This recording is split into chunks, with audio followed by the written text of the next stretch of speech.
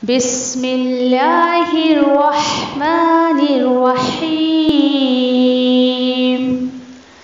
अल-क़ुरआनु हयाती। The Quran is my life, the way to connect with Allah subhanahu wa ta'ala। अस्सलामु अलैकुम व रहमतुल्लाहि व बरकातुह। कैसे हैं आप सब? अल्हम्दुलिल्लाह। चलें, अल्लाह सुब्हानहू व तआला हमेशा आप सभी को अपनी आफ़ियत में रखे, आमीन या रब्बी। चलें इंशाल्लाह शुरू करते हैं। अऊज़ु बिल्लाहि मिनश शैतानिर रजीम, बिस्मिल्लाहिर रहमानिर रहीम। रब्बि इश्रह ली सदरी व यस्सिर ली अमरी वहलुल उक़दतम मिन लिसानी यफ़क़हू क़ौली। रब्बि यस्सिर व ला तुअस्सिर व तम्मिम बिल खैर व बिका नस्तईनु या फ़त्ताह। रब्बि ज़िदनी इल्मा अल्लाहुम्मा फ़क़्हिना फ़िद्दीन, आमीन या रब्बल आलमीन। इंशाल्लाह हम अगली जो है वो हदीस की तरफ चलते हैं। बीवी से सोहबत करने से कब्ल ये दुआ मांगनी चाहिए। बहुत खूबसूरत हदीस है, बी केयरफुल।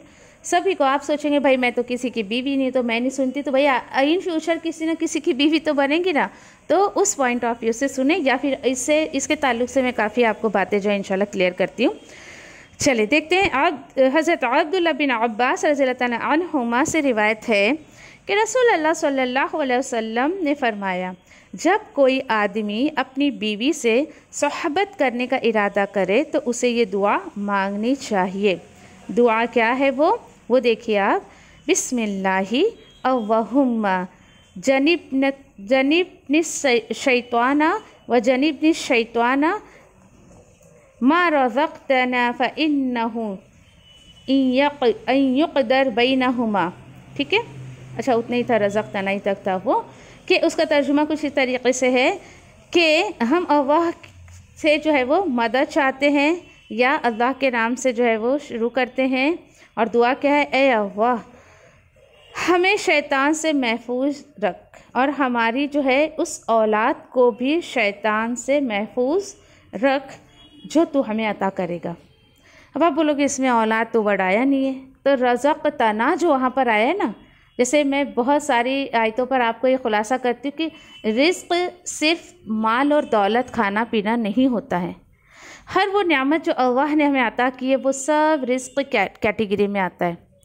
तो आप जब अपनी बीवी से या शौहर बीवी से जब सोहबत करता है तो उसका इंटेंशन क्या होता है? अल्लाह सुब्हानहू ताला उस सोहबत से, उस सेक्स से उसको औलाद देगा अल्लाह ताला, और क्या देगा ना, तो वो उसके लिए रिज़्क़ हो जाएगा। अब ये इतनी खूबसूरत दुआ है, तो कोशिश करें इसको कि अपने अमल में लाने की। सोहबत क्या होता है पहले इसको क्लियर करें। आप में से बहुत सारे लोग ऐसे होंगे कि जो पहली मर्तबा शायद इस वर्ड को सुन रहे होंगे। सोहबत क्या होता है? स्वाद बा और हा, सॉरी ठीक है, स्वाद हा और ता। तो देखिए आप बा ता इसमें आया है, तो यहाँ पर देखिए कि इंटरकोर्स को, हस्बैंड एंड वाइफ जो सेक्सुअल रिलेशन करते हैं उसको सोहबत कहा जाता है। फिर मुबश्शिरात भी एक वर्ड आता है इसके लिए। तो मुबश्शिरात क्या है? सिर्फ साथ में अच्छे तरीक़े से रहने को मुबश्शिरात कहा जाता है, कि एक हस्बैंड एंड वाइफ जो है साथ में रहें, सोए, उठे, बैठे, वो सब मुबश्शिरात की कैटेगरी में जाएगा। कुछ लोग इसका फ़र्क नहीं समझ पाते, तो सोहबत और मुबश्शिरात में ये फ़र्क है। अच्छा, फिर उसके बाद देखें कि इस दुआ को अमल में लेकर आएँ।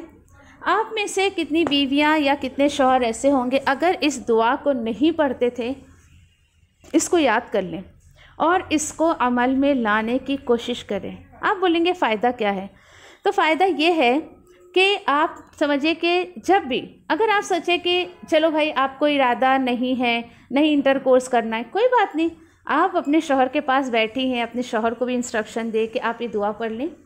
कभी कभी विदाउट प्लान भी, अल्हम्दुलिल्लाह एज ए वाइफ मुझे पता है कि कभी कभी कि ये काम बगैर प्लान के भी हो जाता है। मतलब नहीं मेरा इरादा था बस मुझे आपके पास ऐसे ही सोना है, लेकिन नहीं, आदमी के मूड का पता नहीं चलता है तो आप दुआ पढ़ के सोएं। कभी अल्लाह ना करे कि आपके शौहर को या आपको ज़रूरत पड़ गई रात में इंटरकोर्स करने की, और उस सेक्स से अगर आपको प्रेगनेंसी ठहर गई, तो इसका अल्टीमेट आपको ये मिलेगा कि अल्लाह सुब्हानहू ताला उस होने वाली औलाद को शैतान के शर से महफूज रखेंगे इंशाअल्लाह। समझ रहे हो? इतनी खूबसूरत दुआ है ये। और इसी के साथ साथ देखें कि अब एक सवाल उठता है कि नहीं मुझे नहीं पढ़ना है, या क्या ज़रूरी है, क्यों पढ़ूँ ना, ऐसा। तो एक बात मुझे बताएं आप लोग कि अभी हम जन्नत के लिए दुआ मांगते ना कि अल्लाह तू मुझे जन्नत अता कर, तो क्या आपको इमीडिएटली जन्नत मिल रही है क्या? अभी बताएं, मिल रही है क्या? कब मिलेगी? मरने के बाद। मरने के बाद। अब आप जन्नत मांग रहे हैं, इसका मतलब ये नहीं आपको मरने का है, वो तो जब मौत है जिसकी मरेगा। हमको अल्टीमेटली जन्नत मरने के बाद मिलेगी, लेकिन हम उसका सवाल तो अल्लाह से अभी कर रहे हैं ना। तो बस यही सोच ले आप।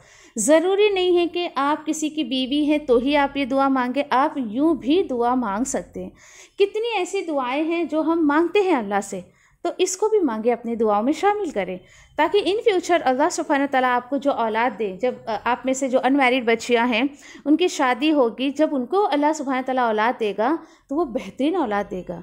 इसकी मिसाल आपको मैं दूं कि ईसा अलैहिस्सलाम के बारे में अल्हम्दुलिल्लाह मैंने आपको सूरह आले इमरान में, देन उसके बाद सूरह मरियम में बताया है कि सूरह आले इमरान में तकरीबन आता है डिटेल में कि देखिए क्यों ये दुआ भी ज़रूरी है, वो भी बताऊँ, फिर मैं इंशाल्लाह इस टॉपिक पर आती हूँ।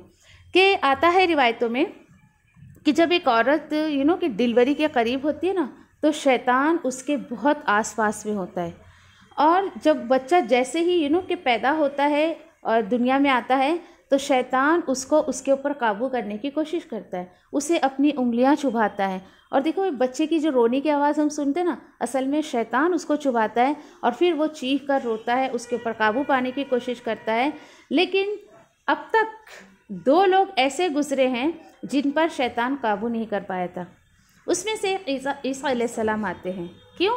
क्योंकि उनकी नानी ने हज़रत मरियम के जो है वो पैदाइश के टाइम पर दुआ किए थे, हज़रत मरियम की वालदा ने, कि अल्लाह मेरी जो है मुझे जो भी औलाद होने वाली है इसको मैं तेरी पनाह में देती हूँ और इसके औलाद को भी देती हूँ। सुभान अल्लाह, ये उनकी हिकमत थी। अल्हम्दुलिल्लाह, ये अल्लाह का एहसान है कि देखिए ये अदब, ये एटिकेट अल्हम्दुलिल्लाह हमें अल्लाह के कलाम से सीखने को मिलता है।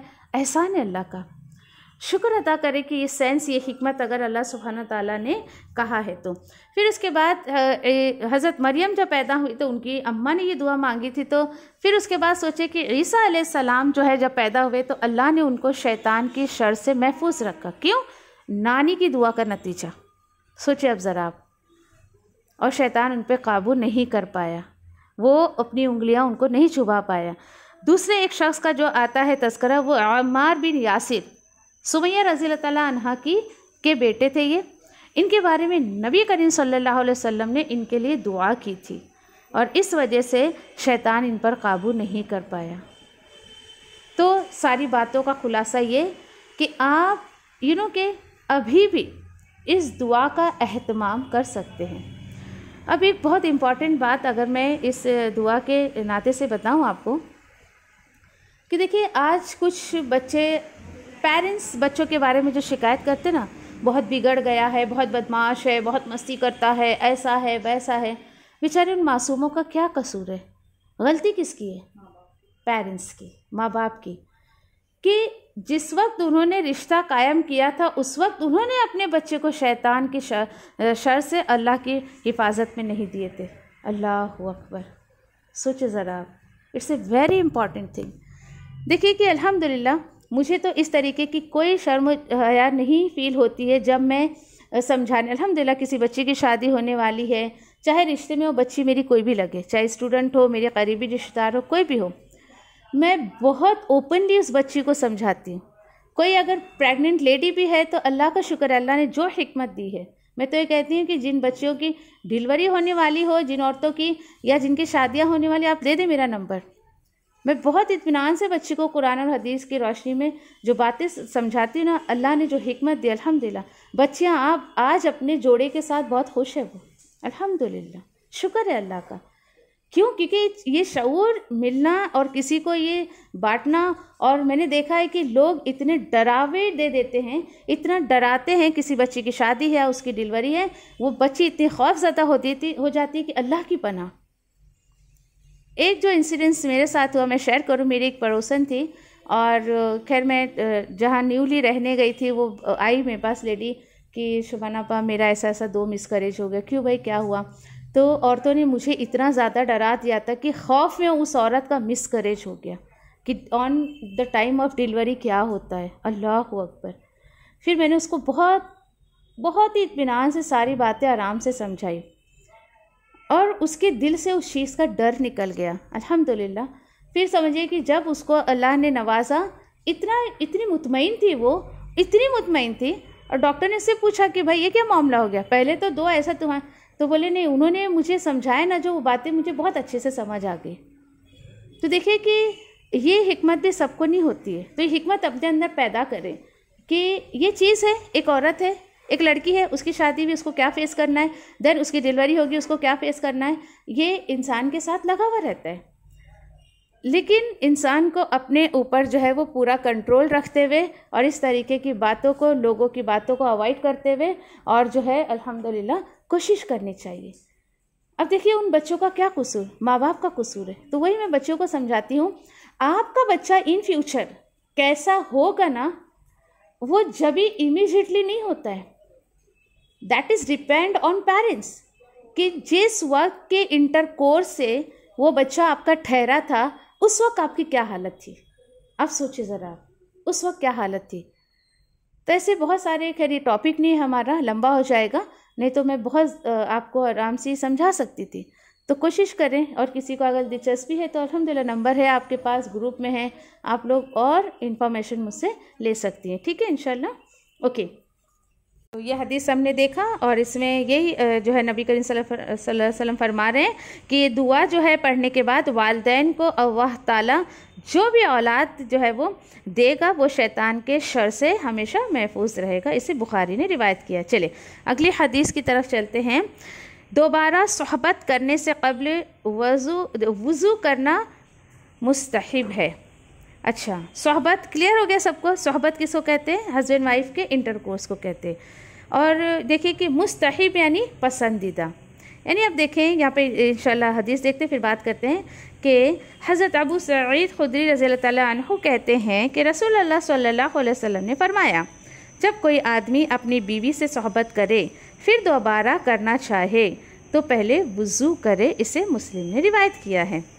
ठीक है, चले भाई, अब देखिए वज़ू करना मुस्तहिब कहा गया है, पसंदीदा कहा गया है।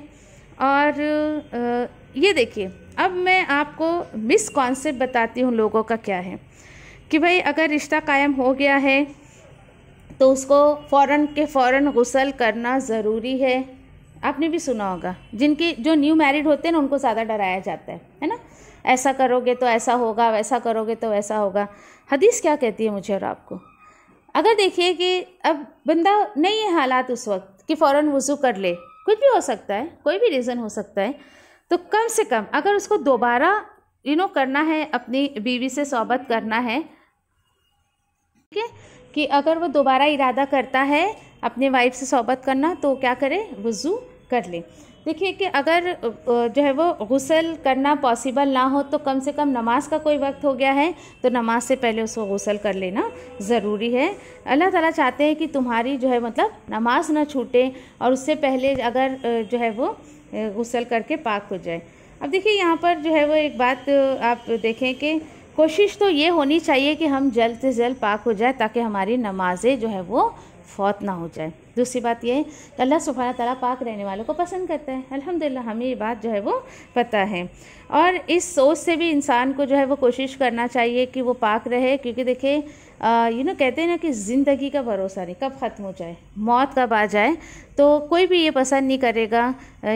मैं अपने बारे में कहूँ कि कभी भी नहीं, कि कभी मुझे जब पीरियड्स आता है ना तो मेरे ये ख्याल आता है अल्लाह इस बीच में मेरी मौत ना हो, बहुत ही ख्याल आता है। और जब यानी जिनाबत के भी हालत में रहो तो उस वक्त भी दुआ करती हूँ कि अल्लाह प्लीज़ इस हालत में मौत ना आए। यानी देखिए इंसान की सोच के साथ अल्लाह सुब्हानहू तआला है ना, तो अपने आप को पाक रखने की कोशिश करे। फिर उसी के साथ साथ देखें कि दीन हमारा जो है वो इंसान की सहूलत चाहता है, सहूलत चाहता है कि हाँ भाई उस वक्त आप गुस्ल नहीं कर सकते हो लेकिन कम से कम आप वज़ू कर लो। देखिए नबी करीम सल्लल्लाहु अलैहि वसल्लम का कैसा मामला था ना कि जैसे समझे आप एक बीवी के पास है फिर दूसरी बीवी के पास जाना है, ऐसा ना, तो कम से कम आप सल्लल्लाहु अलैहि वसल्लम जो है वो वज़ू कर लिया करते थे दूसरी बीवी के पास जाने से पहले। यहाँ देखिए कि ये कहा गया है कि वज़ू करना मुस्तहिब है, ठीक है, पसंदीदा है। और यहाँ पर अज़मत को अगर आप ध्यान रखें, जैसे कि आप सल्लल्लाहु अलैहि वसल्लम ने किया ऐसा, नबी करीम सल्लल्लाहु अलैहि वसल्लम चाहते ना तो हर सोबत के बाद चाहते तो गुस्ल कर लेते। अज़मत है ना भाई, फ़ौरन पाक होना ये बहुत बड़ी अज़मत की बात है। लेकिन क्यों नबी करीम सल्लल्लाहु अलैहि वसल्लम ने ये भी करके दिखाया, गुस्ल भी और वज़ू भी, ताकि देखिए कि जो काम नबी करीम सल्लल्लाहु अलैहि वसल्लम के लिए आसान था ना, अल्लाह को पता था कि उम्मत के लिए इतनी आसानी नहीं है। क्यों? क्योंकि जो तकवा नबी करीम सल्लल्लाहु अलैहि वसल्लम के अंदर था वो उम्मत के अंदर थोड़ी है, समझो। तो ये दीन हमें आसानी सिखाता है और जो है वो, लेकिन अल्लाह सुब्हानहू ताला के रसूल सल्लल्लाहु अलैहि वसल्लम ने उम्मत के लिए आसानियाँ पैदा की। फिर अगली हदीस की तरफ चलते हैं कि गुस्ल जिनाबत में दोनों हाथ धोने चाहिए, फिर बर्तन में हाथ डालने चाहिए, ठीक है। और एक हदीस देखते हैं कि जो जुम्बी जिस पानी में हाथ डाल दे वो पानी नापाक नहीं होता है। ये भी बड़ा मिसकॉन्सेप्ट है लोगों का। मैं खुलासा करती हूँ, एक मिनट अभी। हज़रत अब्दुल्ला बिन अब्बास रज़ियल्लाहु तआला अन्हुमा फरमाते हैं कि अज़वाज मुतहरात में से किसी ने एक टब के पानी से गुस्ल जिनाबत किया, अब नाम नहीं लिया, बस होगा कोई ऐसा। नबी करीम सल्लल्लाहु अलैहि वसल्लम तशरीफ़ लाए, वज़ू या गुस्ल करने लगे तो बोली, ए अल्लाह के रसूल, मैं हालत जिनाबत में थी और मैंने इस टब के पानी से गुस्ल किया था। आप सल्लल्लाहु अलैहि वसल्लम ने फरमाया, जो पानी जुम्बी नहीं होता है, पानी नापाक नहीं होता है, ठीक है। चले, इसे अहमद, अबू दाऊद, निसाई और तिरमिज़ी ने रिवायत किया है। एक ही बात को इतने लोगों ने रिवायत किया है।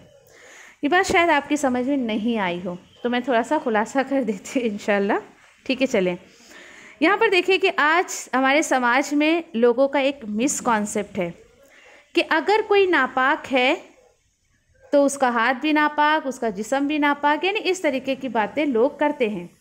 जी नहीं, इसमें ये बताया जा रहा ऐसा नहीं है। फॉर एग्ज़ाम्पल, जैसे किसी को पीरियड्स है तो उसको बोलते भाई ये तो पूरी नापाक, इसके हाथ से कोई चीज़ नहीं ले सकते, ऐसा नहीं कर सकते।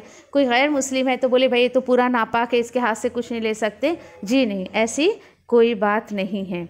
एक बात याद रखें हमेशा, देखिए कि अगर समझे कि आपके हाथ में या किसी बर्तन में, अगर समझे आपके हाथ में, अगर हाथ की बात हम ले, ज़ाहिरी अगर कोई निजासत इसमें नहीं लगी है, ठीक है, कोई भी ऐसी निजासत, कोई गंदगी नहीं लगी है, तो एक काम करें कि आपका हाथ फिर ऐसा नापाक नहीं है। अच्छा, जहाँ तक जो है अगर कोई जुम्बी है, कोई नापाक है, तो अब देखें आप कि क्या करें कि आप जो है पूरे बर्तन में हाथ डुबाने से बेहतर है कि आप किसी बर्तन में पहले पानी ले लें, थोड़ा सा अपने हाथ को अच्छे से वॉश आउट करें। तरीका तो खैर यही है, तरीका यही है। पाक होने का सबसे पहले आपको अपने कि कलाइयों तक, अपने हाथों को, अपने पंजों को धोना है। सबसे पहला तरीका यही है। और ये क्यों ऐसा करें, ताकि आप पानी में या टब में हाथ डालें और ऐसा हो कि पूरा पानी नापाक हो जाए, पूरा पानी गंदा हो जाए, तो उससे अच्छा है कि आप किसी चीज़ में, बर्तन में किसी में पानी लें, अपने हाथ को साफ़ करें, देन उसके बाद उसमें पानी में हाथ डालें, ठीक है। अच्छा, फिर उसके बाद देखिए कि यहाँ पर एक और बात जो हमें पता चली है कि यहाँ पर बीवी और शौहर जो है, यानी एक दूसरे के बचे हुए पानी से गुस्ल कर सकते हैं। बीवी गुस्ल करके गई है, बचा हुआ पानी है, शौहर उससे गुस्ल कर ले। शौहर गुस्ल करके गया है, बचा हुआ पानी है, बीवी कर ले। आप बोलेंगे खैर हम इस बला से तो गुजरे ही नहीं है। क्यों भाई, हमारे यहाँ नल लगे हुए, शावर लगे हुए, हमें क्या ज़रूरत टब में पानी भर के इस तरीके से ये करने की, वो करने की। आज आप देखें कि गुस्ल करना होता है, तो ये इन डिटेल इंशाल्लाह आगे हम बात करेंगे कि आज लोग न जाने क्या क्या करते रहते हैं। उस पानी पे दम करेंगे, इस पर दम करेंगे, टब पे दम करेंगे, मग्गे पे दम करेंगे। अल्लाह की पनाह, इतनी परेशानियां और इतनी मुश्किल पैदा कर ली है लोगों ने कि कि जो बच्चियां बिल्कुल शुरू में जब नापाक होती हैं या कुछ होती, बच्चियां परेशान हो जाती हैं। हम करें तो क्या करें, इतनी फॉर्मेलिटीज़। तो ये बेकार की बातें हैं। किताब और सुन्नत से ये चीज़ें बिल्कुल भी जो है वो साबित नहीं हैं। फिर उसके बाद देखें कि हाँ, ये हो गया। चले, अल्हम्दुलिल्लाह बात क्लियर हो गई सबको, ये ठीक है। तो नापाकी देखिए हैज़ का जो टॉपिक आएगा ना, ये टॉपिक और बहुत क्लियरली वहाँ पर जो है वो बयान किया गया है कि कोई अगर नापाक है तो उसका हाथ नापाक नहीं होता है कि उसकी चीज़ से आप कुछ ले ना कुछ दे ना, ऐसी बातें नहीं होनी चाहिए। चले, सुब्हानल्लाहि व बिहम्दिही सुब्हानक अल्लाहुम्मा व बिहम्दिका नशहदु अल्ला इलाहा इल्ला अंता नस्तगफिरुका व नतूबु इलैक रब्बना तक़ब्बल मिन्ना इन्नका अंतस समीउल अलीम व तुब अलैना इन्नका अंतत तव्वाबुर रहीम। आमीन या रब्बल आलमीन। जज़ाकुमुल्लाहु खैर। अस्सलामु अलैकुम व रहमतुल्लाहि व बरकातुहू।